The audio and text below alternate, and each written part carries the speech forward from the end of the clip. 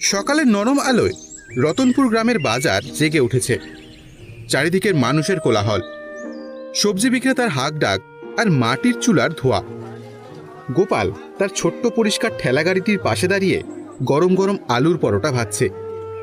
তার দোকানে কম ভিড়, কিন্তু যারা আছে তাদের মুখে তৃপ্তির হাসি।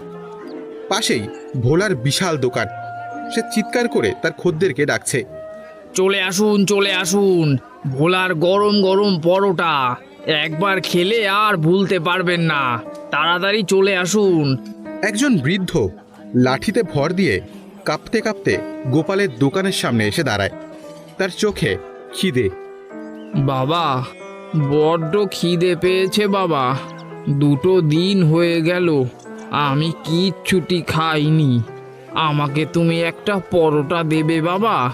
আমার কাছে কিন্তু কোনো পয়সা নেই বাবা।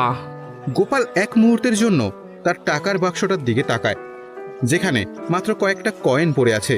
তারপর হেসে বৃদ্ধর দিকে তাকায়।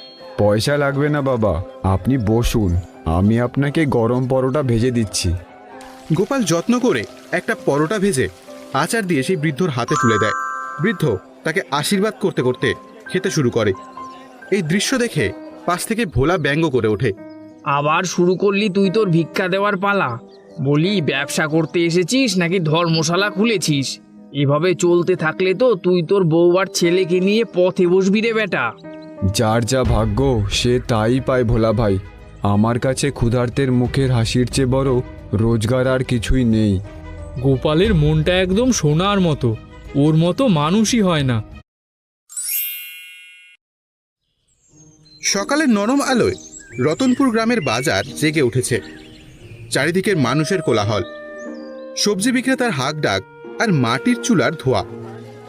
গোপাল তার ছোট্ট পরিষ্কার ঠেলাগাড়িটির পাশে দাঁড়িয়ে গরম গরম আলুর পরোটা ভাজছে। তার দোকানে কম ভিড়, কিন্তু যারা আছে তাদের মুখে তৃপ্তির হাসি।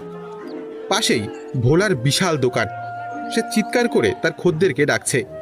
চলে আসুন, চলে আসুন, ভোলার গরম গরম পরোটা একবার খেলে আর ভুলতে পারবেন না। তাড়াতাড়ি চলে আসুন। একজন বৃদ্ধ লাঠিতে ভর দিয়ে কাঁপতে কাঁপতে গোপালের দোকানের সামনে এসে দাঁড়ায়। তার চোখে খিদে।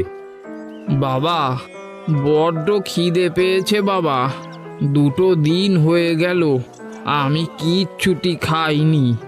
আমাকে তুমি একটা পরোটা দেবে বাবা?